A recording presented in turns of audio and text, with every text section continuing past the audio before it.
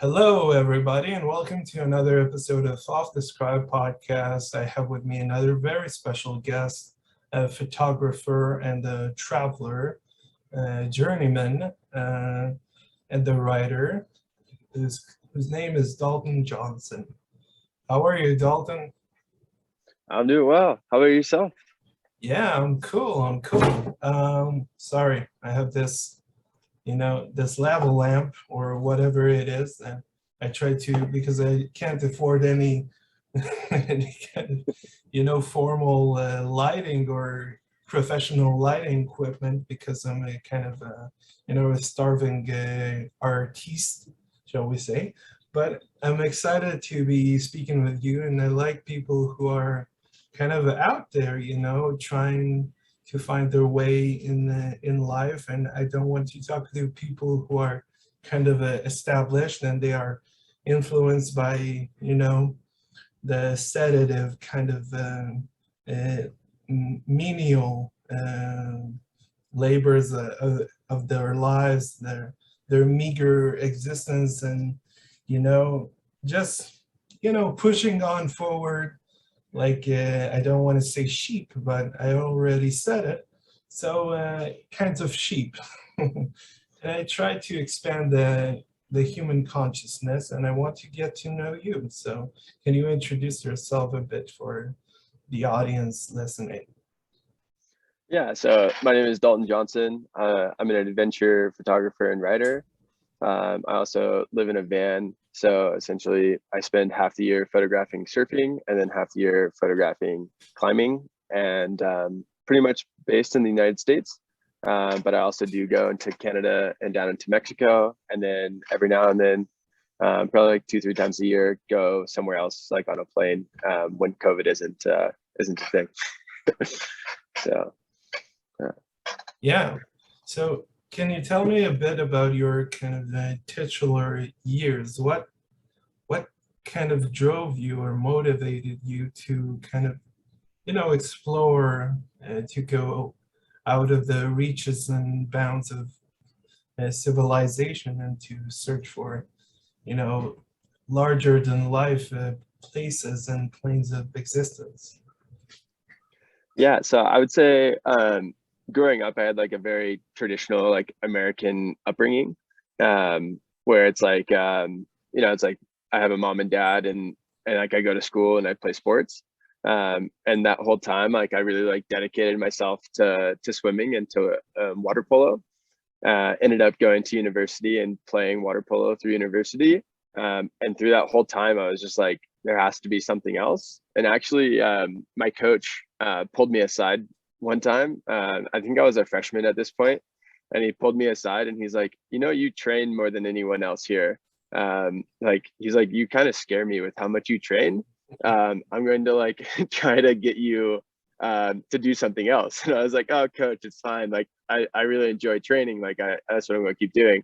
And he's like, no, actually, I already scheduled you to go on this like backpacking trip to Zion during spring break. Cause I call it Mm. like American colleges have spring break. So I get like a week off. And he was just like, so I already put you on this trip. And so like my plan was to just train for a week and, and just like try to get better. But instead I ended up like going backpacking and, yeah, and I was just like kind of like blown away with the beauty. I grew up in like a place that was kind of foresty. Like if you've ever heard of Lake Tahoe in California, Mm. it's like Lake it's like a Tahoe, lot of, yeah. yeah. So it's really foresty there. Um, but then I like went to the desert for the first time and saw like desert towers and stuff, and I was like the rock, everything was red, and I was like, this is not what I thought nature or wilderness was.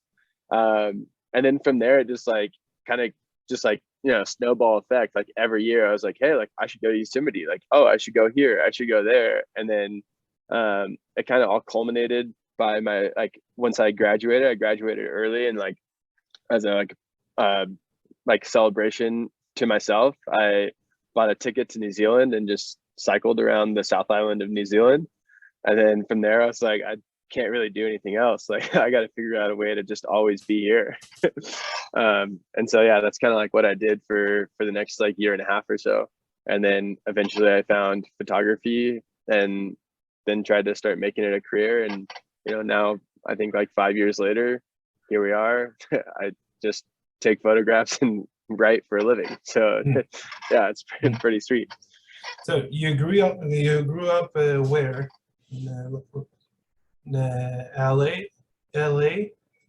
No, so like Lake Tahoe. So like I grew up in the outskirts of Lake Tahoe, really small town like called Auburn. Like I think the population's like 10,000 people or something like Mm, that. Like and everyone, it's just like mom and dad shops. So like it's like Northern California. So mm, I'm closer to San Francisco. San Francisco would mm, be like 3 hour drive mm. Yeah, from like where I grew up.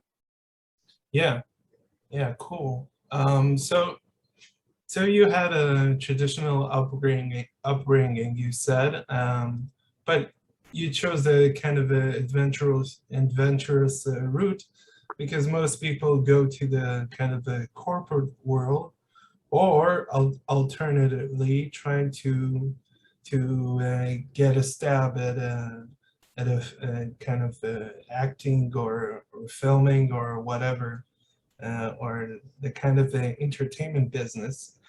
So how did you try to escape that? Maybe the corporate world, or yeah, or you didn't want to become an actor or a screenwriter or whatever.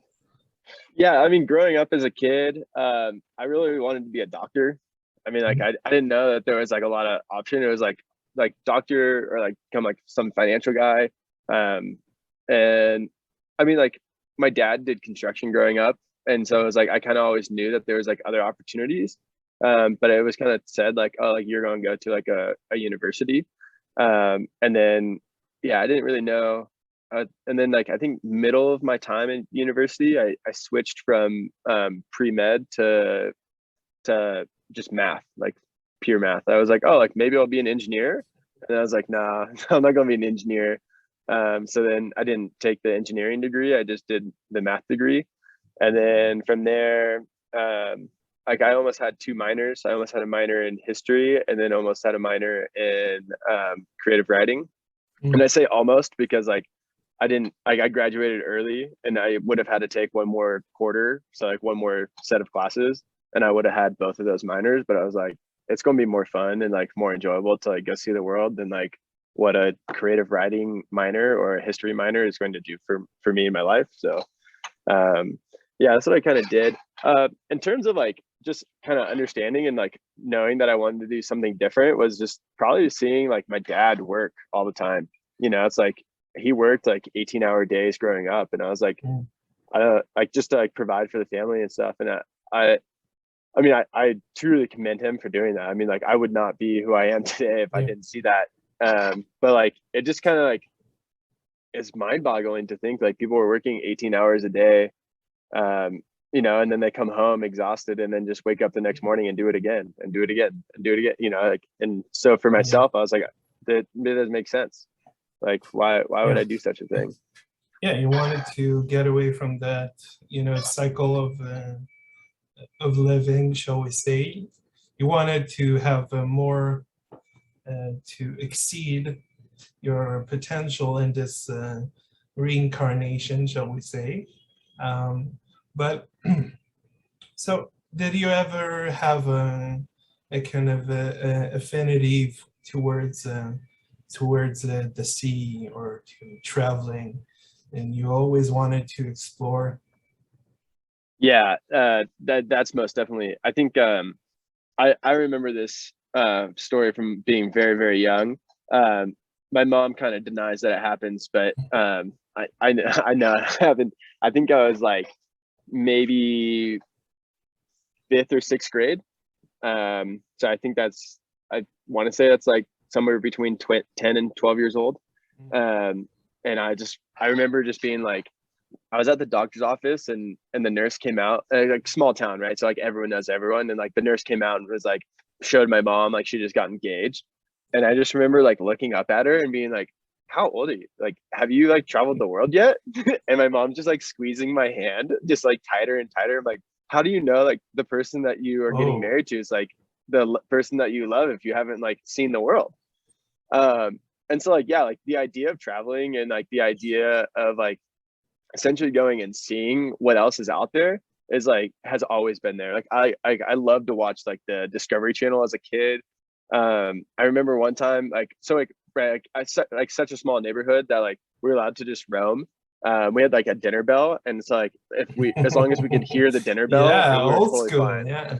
Yeah, and so like I remember I was like 4 or 5 houses down, and like one of our neighbors, like he had just gotten back from a trip to from like Stonehenge in Rome, and like he's like going through like this is like back at like very early digital cameras, and he's like just like going through just his like giving me a slideshow of this place, and I remember just like being like, wait, places like that exist? Like just so like mind boggled like that like like that a Coliseum existed. And then he was like telling me the history of like, oh, like that, yeah, they used to like use the Coliseum and like fill it up with water and have sea battles inside. And it was Yeah. like, wait, what? And these like gladiators and all these things. And I was like, there's no way that this can ever exist. And it just like totally changed my world. And like, like, and that stuff just constantly happened. Like I remember like when we learned about samurai and I think like 7th grade, I was just like, wait, Mm. there's samurai? Like this whole thing is like, that's so crazy. Like, and then I was like, I was obsessed with Japan for like a long time because of it.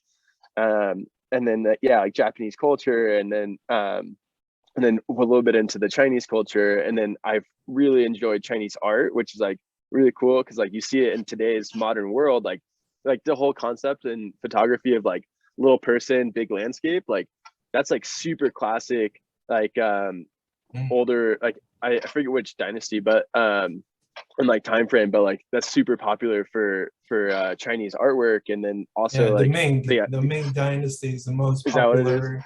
Yeah, the Yeah. potteries. Yeah. Yeah, and it just like yeah, stuff like that is just it's so crazy like how interconnected our world is. And like Mm. on top of that, like the Inca and the Maya Mm. civilizations like really fascinated me too. Like I just like consumed everything I could about them. And yeah, so like I was really fascinated about that as well. And like a lot of the artwork I have in my van is that as well. It's just like paintings of like ancient stories from them. So yeah, so that was Yeah. a big tangent, but yeah, that's definitely how No, no, it's how fine. like It's I was great. like I in love love it. with the world. So Yeah. yeah. Yeah, I'm starting to develop that sense of kind of a adventure, but I don't have a lot of funding, shall we say? So I have these kinds of mental notes, shall we say, from different cultures and times and places. I get my fix with this, this. Hmm. Yes, all Yeah. those different books. I don't know why I'm struggling to say books because I wanted to sound sophisticated for some reason. I don't know why, but moving on. So when you look at the world and all the different cultures, and if you hit every spot in the world, if you will make it because you're climbing a lot and it is a very hazardous kind of a route you take, especially as a photographer. But do you think there is a kind of end to it? Will this spark of um, intrigue and wanting to explore will die down? I'm gonna say no. I think it's just Oh. going to change. Like I might not be climbing, but like for example, about a year ago or maybe 2 years ago, like I really got into the idea of tea. And like just like like when you think about tea, you're like, wow, like it's like I could be going to the Yunnan province over in China and like exploring the tea trade, or like like Mm. learning. Like there's so many stories about just like something is, I mean, I'm gonna say simple, but tea's not simple, but like something as simple as tea, like like it, I mean, it changed the entire world, right? Like tea is literally everywhere. Yeah. And it was like it's like you look into the history of tea and like you find it like coming over from a Jesuit that brought it over and then started the tea trade, and like you like start to learn all these things. And Yeah, like the East I India Company. Yeah. yeah, exactly. And so like to me it's like it may not be like climbing mountains for the rest of my life.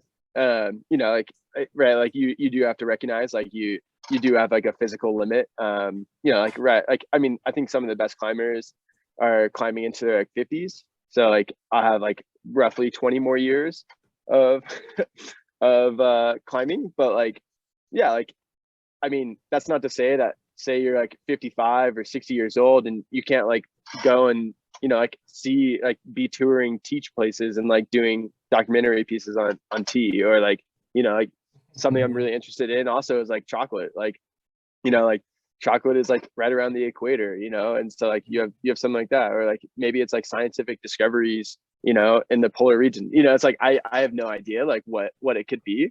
Like right now it's like climbing and surfing are like the things that really get me like energized. But you know, if that changes, I it's still something that's global that I'm trying to learn and trying to see. You know, think about all the ruins too, like that are out there in the world. Like it would be so cool to be able to Yeah. like go and get on like a dig and who knows where, and Yeah. like You that'd want be so to awesome. join an expedition or excavation expedition party or something like this? Yeah, I mean, I'm really open to that. I mean, I know there's some really cool stuff going down in the Andes at the moment. That they've discovered some new pots that are in Mm, like some alpine lakes, and they're having to like scuba dive at like 20,000 feet, which you know, or mm. 18,000 feet, which is like Well, incredible to think about. Like it's just like a logistical nightmare. Like you yeah. know, like some people have like died just doing it, you know, because they have like the proper imbalance in gas, and like, but I know that's like a they like made that discovery and they pulled this pot out, and then now they're trying to do an excavate like they're trying to excavate the entire area. Like I mean that'd be sick to be able to be a part of that. I mean there's just so many things out there, right? It's just like what what resources do you get, and who do you know, just so you can get there. So I think Yeah. that'd be like the cool part and the hard part. Yeah. So when you try to scale a mountain or to traverse a path or some landscape, do you generally try to research that area, kind of maps, or do you try to equip yourself with all kinds of, necessities? Yeah, I mean it depends on what type of adventure I want. Right, like in today's world, like we could literally go on Google Earth and like see step by Yes. step, like step by footstep of like what it's going to be. So I'm kind of at the point to where I kind of just am more of like, cool, like I know this route exists, I know it's roughly in this area. This is the right trailhead that you start from, like go find it and just like try to find it yourself.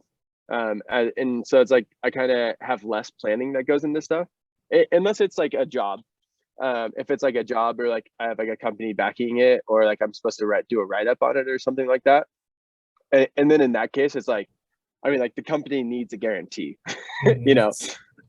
and so it's like Yes. like you know, so it's like if I am going to be delivering to a company, it's for sure you know it has to be different. Like I have to be able to guarantee that like I'm going to get you, you know, 10 images, and like you know it doesn't, a lot of times it doesn't, like you don't guarantee a summit just because you there could be something that happens, anywhere from weather to just, you know, I don't know, like say rockfall happens and totally destroys the route that you're climbing. Like you know it's like there's like tons of scenarios that I could come up with, but realistically the only thing that, you know, it's like you promise that you'll deliver a story, and like the story shouldn't be like, oh yeah, we did no research so we really messed Yes. up, so here's the final story. No, like, that's not a story. That's like yeah, that's Yes. just Now laziness. try to go there yourself and do it. Yeah. Yeah, yeah, Don't exactly. And try this at home. No. yeah, and I mean so like that's the key, is to like it depends on what the requirements are on my end. But I mean if it's just like me going out for fun, I'm going to probably do really minimal research. It'll be like, I know this mountain exists, and I'll go towards it with like a route description and like recommended gear, Mm, you know, mm, and that's more than I usually need.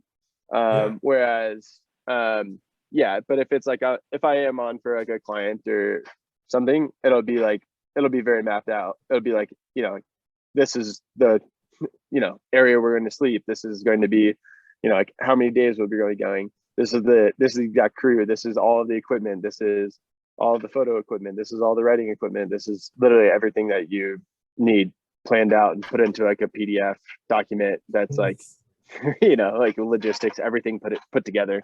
There'll be people on standby for emergency calls, and like you have all sorts of like emergency stuff in the backup. And yeah, I mean, so it's just like, it's a lot different than when you just go out and do something for yourself for fun. So Yeah. So you had that kind of sense of adventure and wanting to explore and to see a lot of the world, or whatever it has to offer. A lot of the kind of, you know, the national or the great sites are on the continent that you are, the Americas. You know, there are a lot of problems with that name, but we won't get into them. Um, so when did you merge the two, the kind of photography side and the adventurous side? How did they, what did the synchronicity process look like, shall we say? yeah, so to be honest, I hated photography. I was like, I didn't like it. But it was like, you know, you go on these trips, and like a lot of, like when I was early on, I was doing a lot of stuff just by myself. And like I would take stuff with like my iPhone, and like I had I was like, I'm not pursuing photography. Like there was like no active, like I'm pursuing photography, like not even conscious of it. I was just like taking photos because I was like, you know, like out on a 10-day backpacking trip, or like going and like climbing this peak, and like, you know, it's like I'm all by myself. So it's like I want to like at least be able to come back and like, yo, dude, look what I saw. It's sick. Like to your friends, right? And they're like, dude, you weren't there. And you're like, no, look, here's the Yeah. summit photo. Like, and Drop they're like, oh, I down, guess you yeah. were there. Yeah. And so as that like kind of like built up, there's like a side tangent to like my last quarter in college. My best friend, I told him, I was like, hey, like we've never taken a class together. Like I have free classes. Like, what do you want to take? Like, just make it fun. Like, I don't care. He chose this photography class. It was like this upper division photography class. I had to like beg the professor to get into. It was like kind of wild. It's like, yeah, but it was cool. Like I mean, I learned how to take a photograph. I broke a camera and was like, wow, I'm never going to buy a camera. And then I went to New Zealand, and I didn't have a camera like after graduating. And then I just like kind of went, and I wished I had a camera, because I was like just by myself cycling every day, and like going backpacking, and like, you know, trying to summit some peaks every now and then. And I also surfed a couple times. But I was just like, it came to the point where I was like, oh, it'd be really nice to like actually have like a nice camera to like to document like what I'm doing. I was like using social media at the time, and just like to like keep up with friends and stuff. And then when I got back, I was just like, yeah, like I should have had a camera.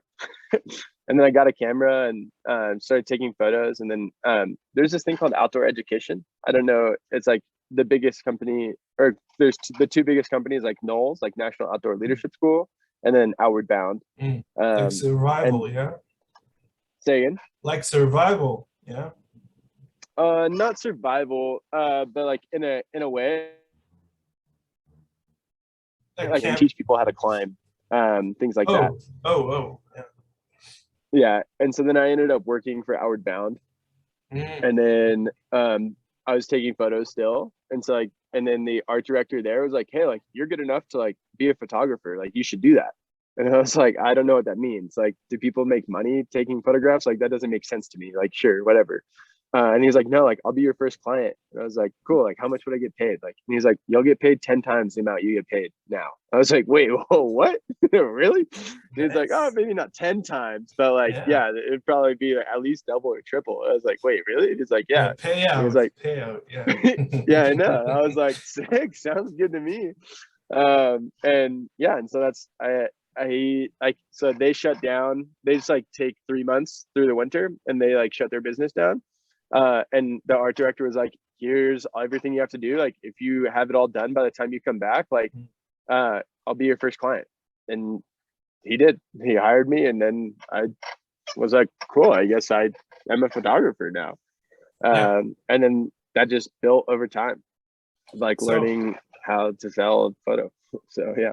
yeah, it sounds tough. Yeah, it's a tough business, but so when you try to get a photo, you try to if you see a lot of artists doing the kind of same location from the same angle and the same landscape, and you say, well, this is kind of boring. Are you trying to be creative with it, to be crazy and try to get crazy angles, like a lot of movie directors in the 70s, and they didn't have those kinds of fancy cranes and all those equipments, and they were trying to take pictures from a lot of strange angles, and especially in the mountains, and they would do it at their own risk. So are you trying to get a glimpse of something magical, yeah, or to get a photo uh, that is very creative and new? Yeah, I mean, so I would say that's kind of always the goal, but sometimes, it's like right now I'm in the Tetons. It's like been photographed millions of times, so it's like it's hard to get a photo that's different. Hmm. But like when you go someplace that's like not very popular, it's like I was on a climbing trip like 2 weeks ago, 3 weeks ago, and like I mean, I think on average there's only like 15 people that climb the peak a year. So it's like it's really Hmm. easy to like get a shot, that's like different or whatever. Cause it's like realistically how many people go out there with like a professional camera and like that do it for a living, like probably out of those 15, like maybe one every 5 years type of thing. And so it's like, yeah, like in a way it's more, I don't necessarily care about like doing what everyone else has done. Like if I'm there, like I'll take those photographs because like a company will usually reach out and like, hey, like, do you have anything of the Grand Teton? Like from like Schwab, I think it's like Schwabacker's Landing or something. It's like, yeah, I do, like here it is. And they're like, cool, yeah. And then like, it's like easier like money, but like but it's not like it's hard to like go to Schwabacker Landing and like get a cool shot. I mean, it's like last year I was like pretty determined to try to do that. And so like, yeah, like because I have a surf housing like to go in water, I like took it, went in the river with a kayaker and like we photographed like kayaking at Hmm. sunset. So there's like a solar flare on the Whoa. peak like of the Teton. So there's a solar flare on the Tetons, him like paddling and Whoa. like, yeah. Nice. And it's like, it's a split image. So it's like you can see under the Hmm. water and then you can see above the water. And so like, yeah, I mean, it's like, I try to like get unique and creative angles. But also at a certain point, you do just take like pretty standard images to Hmm. have in your archive for like just in case a company like reaches out in that context. Um, but like when it comes to like me just like shooting personal or something like that is like, um, yeah, I mean, I'm looking for a story. Like I'm looking for something to Hmm. be told or something that's going to convey an idea way more than I care about like, it's like it may be like kind of a shitty image like, but if it's a better story, like I'm way more into that. Like just like complete honesty. Yeah, because like I like, yeah, you can have a cool image, but like if there's no story behind a cool image, like it's just a pretty image in my mind. Yeah. It's like, wow, Yeah. yeah, like that's a pretty like, yeah, like imagine someone goes to a zoo and shoots a tiger in a zoo. You're like, cool, like that's a tiger in a zoo, Yes. like what'd you do? But like you could Yes. like go on a safari or something, or like go set up like remote cameras and like spend a month trying to get a photo of a tiger. Like that's sick. Like I'd be way more interested, even if it's Yeah. blurry, you Nobody know? cares about tigers. I don't care.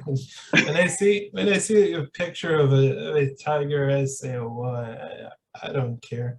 I don't care even what medium. I don't care if it's painting, sculpting, 3D art, graphic illustrations. I don't care. I don't care about the damn tigers because yeah, they're majestic, beautiful creatures. They are a representation of the wild and nature. They're the kings of the jungle. But why?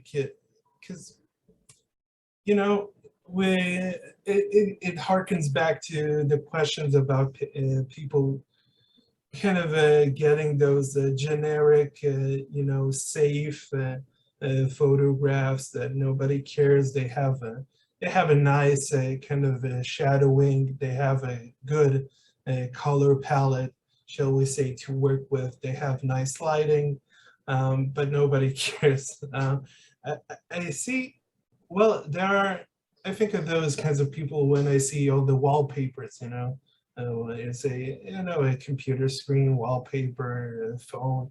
Nobody cares. It's just a generic photo. So who are some of your kind of landscape photographers? Like people that I look up to. People that it doesn't matter if you look up something that is impactful to you when you look at their work. Okay. So I think a surf photographer, Russell Ord, I'm like amazed by his work. But I think it's more because of like how he gets a shot. So like, I mean, like, it's like, do you know what big wave surfing is? Yes, I know. I know. Yeah. So like, he photographs like essentially like wave porn, which is just like aesthetically pleasing waves that are just massive, and he's like swimming in it. So like, yeah, imagine he's just like swimming in like 30 to like 50-foot waves, just like Whoa, him and a whoa. camera. It's like, to me, like that's like badass, and like I love the work. And like the thing is, it's not just like, oh, like, that's badass and he's like doing it. It's like, no, like not only is he photographing surfers doing it, not only is he like in that position, like taking weight, like, a 50-foot wave on the head, like he can die, he can drown, like if Yes, he of gets hit in the course. wrong way. It's like with your water housing, like if it slips out of your hand, like that thing's a weapon, like it is going to knock you out. Like the thing weighs like 10 pounds, it's like that's going to really hurt. Like Yeah, you could definitely yeah, die. I bet. um yeah, and so like like Russell Ord is like, man, I look at his stuff and I'm like, geez, that's amazing. um yeah, so I think, yeah, just like the way he gets a shot. I mean, in terms of climbing, like you have like the super classic, like like Jimmy Chin, Renan Ozturk, people like that, that are like now like very established Nat Geo photographers. Yeah, I mean, I really appreciate those. Yeah, I've been on like a pretty big like Nat Geo photographer kick lately. So like, like Paul Nicklin and Niddy. Yeah, like pretty impressed by their stuff. But then there's some like more like low key people, like this guy named Drew Smith. Um, Not only does he like create just like absolutely amazing work, he like, I mean, it's just like the way he focuses with his lighting, you just like you can your eye immediately knows where to look just because of how the image is lit. And it could be anywhere from like skating to climbing.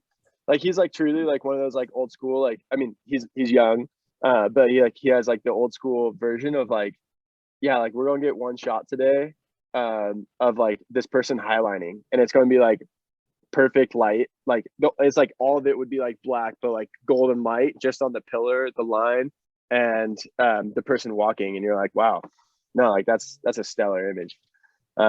Yeah, I mean, like that's something I love about Drew's work. Yeah. Yeah, so moving on, we talked a little bit about art and also the technical side and also the business side of what you do. So let's talk a little bit about magic, if you will.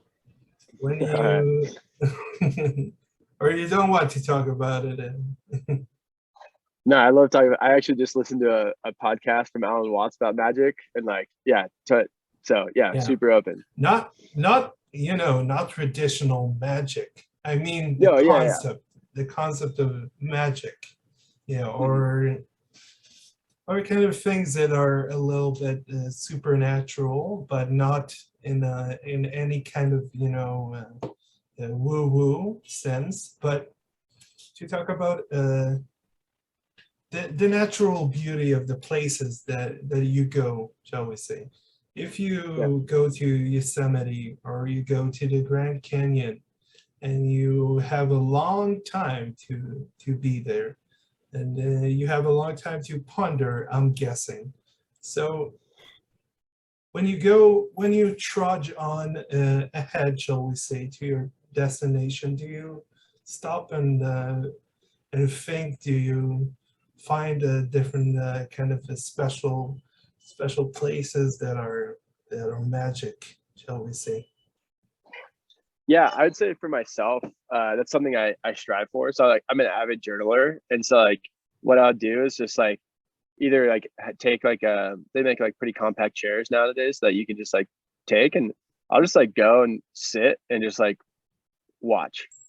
Just like go, like it doesn't matter, like it doesn't necessarily have to be all that pretty, but just like, a creek with like, say like, yeah, say like you gave Yosemite, for example, like go to Glacier Point and just like watch sunrise from the side of a cliff, like drinking some coffee and journaling, and just sit there and just like take in the sun rising and like the birds, singing, and just like the gust of wind as it like goes across your face, and just really be able to like sink in and just enjoy it, and just be like, wow, like it's crazy that like we get to just enjoy this, and we get to sit here and watch this, and like, and then you're like looking across at Half Dome and you're like, wow, like that's amazing that this was glacially carved. And like you like think about like the, I'm gonna say hundreds of thousands, not millions of years that it took for like glacier to recede and to shape it, and like that like whole process just like comes through my head of like, wow, like like like you're just so in awe. You're just like, how is this even possible? Like it's amazing. And yeah, I love being able to sit there and just take that in, and maybe one day be able to capture it in a way, in a photo, to convey it to somebody else, or maybe in like a poem or in a writing piece or something. Like that'd be amazing. But also like English language is pretty limiting, and once you say it, then it's said and it's not true. It's like a word Yes. carries so much baggage. So yeah. Yes. So you have to convert, your thoughts to metaphors, and you have to allocate the right words to coincide with your thoughts and your kind of meaning and your intentions, which is also very important, but that's beside the point. So you mentioned that you wanted to take writing classes and English and major in English literature. So how do you, now you're a writer, and what kind of themes do you cover in your writing? What do you like to write about? Yeah. So as a kid, like a really little kid, like I loved to write, and like my dream job as a kid was like to be a writer. Mm.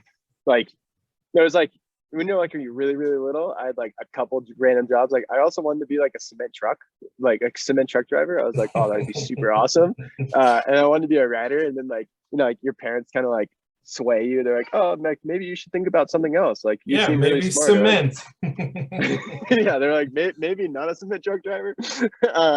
Yeah. And so like I used to like write little stories for my dad and like give them to him for Father's Day, or like write stuff for my mom. But like that kind of like went out the window at some point, and I was like, I'm gonna be a doctor. But like at some point it kind of like circled back around. And actually the way I started getting my imagery and stuff published is by putting a story to it, like by putting words to it. Mm. And that was honestly like when my career started to like actually take off, is when words actually got put to the photos.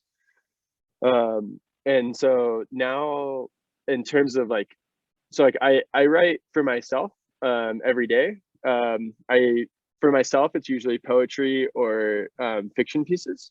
But for companies and for work, it'll be like kind of like SEO based. It'll be like, like 5 best hiking Yeah. spots or something, like 5 best trailheads to hike from. Yes. Or like, like something like that. And like you tell a story, and it's like Yes. fun. And But it's also, suggested the tab, yeah, of course. yeah, exactly. But yeah, I mean, like, right, like a company like is trying to make money off of it, and so like you're trying to help them increase their SEO and like kind of go down that path. But like I do love, like, a client just kind of came out to me and they're like, hey, like we want you to write a blog for us, and like get us 8 photos. And you're like, wait, really? Like I was like, what? Like what's the direction? They're like, literally just do what you do. It's amazing. Just do it. And I'm like, wow, okay. Like jobs like that they're a little bit scary, because you're like, well, what? I don't know what they want. Like this could be terrible. Yeah. But I'm going to write like yeah, just like a nice piece on what it means to like adventure, like kind of like a little bit more kind of like metaphysical, or like kind of like more of the creative side of like, or philosophical side of like what adventure means. And tie it in with like you don't have like an adventure doesn't have to be like climbing a mountain. Like I'm going to use that as the metaphor, but like, like that may be, like going out and like asking a girl, like asking somebody out on a date, like that could have been like your mountain that you climb, it's like whatever that adventure could be, I don't know. Yeah. I haven't written the piece, so I'm making it up as we talk, but like, but of yeah, like course. have it be like philosophical and have it be more fun. And so that's what I really enjoy writing, is like kind of those pieces that get people to think. Like if I could like write a book that would like help someone out, I think like Paulo Coelho's writing. Yeah, He yeah, like yeah. wrote like The Yeah, The Alchemist and like Alchemist Aleph and and all those. yeah, Yeah, yeah. Like those I love like yeah, those spiritual journey books, yeah. yeah, and it's like an allegory, right? And so like I'd love to be able to write that, like write a really good allegory that is applicable to everything, and everyone. Like I mean, yeah, to me, like create a timeless piece. Like Yeah. that'd be amazing. So I write a little bit of fiction and poems, stories and poems, but so would you be willing to talk a little bit about what you're writing? Is it completely fiction? Is it sort of a semi-memoir, or what is it? Yeah, I think a lot of it is pretty memoir based. I use my own personal life and personal experiences to convey ideas. But then it doesn't necessarily have to be that. I mean, a lot of times in poetry, it's more environmental based, trying to bring up a Mhm. topic, or convey an idea, that doesn't necessarily have to be from myself, like a memoirist piece, but maybe pulling on the context or the idea of what this environment has, or what is going on in the world. Yeah, so I mean, like I think that's kind of like the best thing. So yeah, I mean, I'd say it pretty much ranges, but it has to do with like adventure, or it has to do with oh, there's a cute little cat wandering around. Yeah, it has to do Is with it a like black cat? Yeah. Is it it's black. It's two black and white. black two black No, cats? no, it does look like it's pregnant though. Um, Yeah. but yeah, so We I'd have say it's a like nice memoir of distraction, adventures. yeah, from the top from the conversation, so it's good, yeah. Yeah. You freshen up a Yeah. bit, yeah. Um, so we have a extra time, shall we say, and I want to to take advantage of that time and ask you a little bit. Let's do a little bit of a free ball, shall we say, and All talk right. about if you've ever had any kinds of supernatural experience or encounters of the four, fifth, sixth, whatever kind you want. All right. Um, I'd say yes. Oh, Most definitely. Um, yeah, I mean, so like there's a lot of times where like you're out by yourself doing something that you don't really kind of understand or don't necessarily know. Um, yeah, so like one example is, well, and this is going to take us down a wormhole, but I feel like you please kind of asked do, for it, please so do. Yeah, I um, ask for it, of course. Yeah. yeah. So this sounds, I mean, it's definitely like sounds strange, but when my grandma passed away, um, my mom went and saw somebody, and during that time they said like, oh, um, like you're essentially my grandma. It will always be around in the form of a butterfly, Oh, in a time of need. And I remember I was out soloing a peak, and it wasn't. Uh, a lot of things were going wrong, and I just remember kind of being a little bit broken down on the side of the mountain. Um, like kind of thinking to myself, like, it might be possible that I could die in this situation, and kind of struggling a little bit. And all of a sudden, like, kind of a butterfly just came and flew by me. And it flew by me, and then like it actually landed pretty close to me, and then it got back up and like flew around the corner and up. And I just remembered, like, I guess, grandma's Yeah. supposed to be a butterfly. Like, let's randomly take this chance. And yeah, went around the corner and was able to like find like a secure way to get to the top and be able to get back down safely. And then I remember being at the campfire, just once again by myself, just like enjoying like underneath the peak, safe, like eating dinner. And then butterfly came, and like it wasn't the same one, but it was, I mean, it was like same type of butterfly, but like Yeah. I'm not guessing it's the same one. But and then a butterfly came back and like flew by me, like, and then just like flew away. And so yeah, I mean, like I don't know, right? Like one could say that it just is happenstance, like it was just butterfly. Mhm. But I personally, I like to think that like my grandma like, saw me at the time of suffering and I'm about to die, and I was like, "Hey, idiot, I'm gonna come and tell you it's over here." um, Yes. so yeah, I mean that's Yes. something. I mean that's like right, like Yes. personal idea, but Well, I remember I had a lot of encounters with white butterflies, shall we say. They okay, are, they seem to be attracted, I don't know, to me, which is I'm guessing it's a kind of a, it depends on the culture, but some say that it brings good luck, and some say it is a symbol that you are going to, you know, you know, well, you or haven't croaked after seeing them yet, so sorry. I said you haven't croaked after seeing them, so you should be fine. Yes, yes, not yet, not yet. But I had a lot of strange encounters. I was After my grandfather died, and I saw. Uh, Sometimes I would feel a little pat on the shoulder, and I would think it was him, maybe. But he Mhm. was a good, he was a nice ghost, shall we say? Not an evil one. But That's good. yeah. But I remember also I remember also kind of when I sleep, I always sleep facing the door, so the ghouls won't take me away when I was sleeping.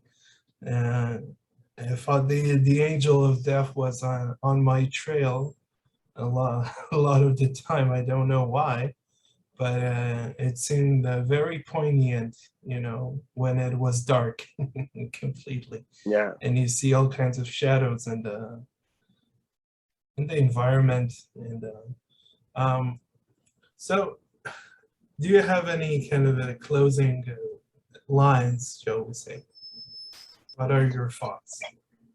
Yeah, I mean, to me, my thought is just um in a way, maybe a little bit cliche, but going back to the Paulo Coelho Alchemist book, like I mean, he talks about like a personal legend and all of those, Mm, and he talks about like kind of being able to tap in and listen to the voice that's inside of you. mm, And to me, like I really kind of look at that and think like, hey, like if you can tap into that personal legend, that voice inside of you, you should just listen to it and go with it, and just go with it until it doesn't make any sense anymore. And mm, that's kind of like how I like to like live my life. Yeah, like I mean, it's just to me, as soon as you start following following a path, you know pretty quick whether it's right or wrong, and if it's right, it goes really well, and then it like blows up in front of your face. I mean, like that's like the story of the book, right? In The Alchemist, like right, like everything, it starts off really well and then blows up in his face, and it's like, yeah, at some point you get tested, and like don't give up at that test, like keep yes, pushing through the test, and then you'll find it, yes, you know. And yeah, I that's kind of what I think. And so if I could like convey that to anyone else, like I would say, like find that path, listen to it, go for it. As soon as you get like up against the wall, like don't be upset about it, embrace it, know that it's your challenge, and like get past it. yeah, yeah. I want to thank you so much, Dalton, for this amazing, great conversation. And I hope we'll have the opportunity to talk in the future also. Yeah, thank you so much for having me on. This is Yeah, exciting. It was a fun thank you. conversation. Thank you so much. Yeah, for me too. Thank you. And thank you for watching, and bye bye.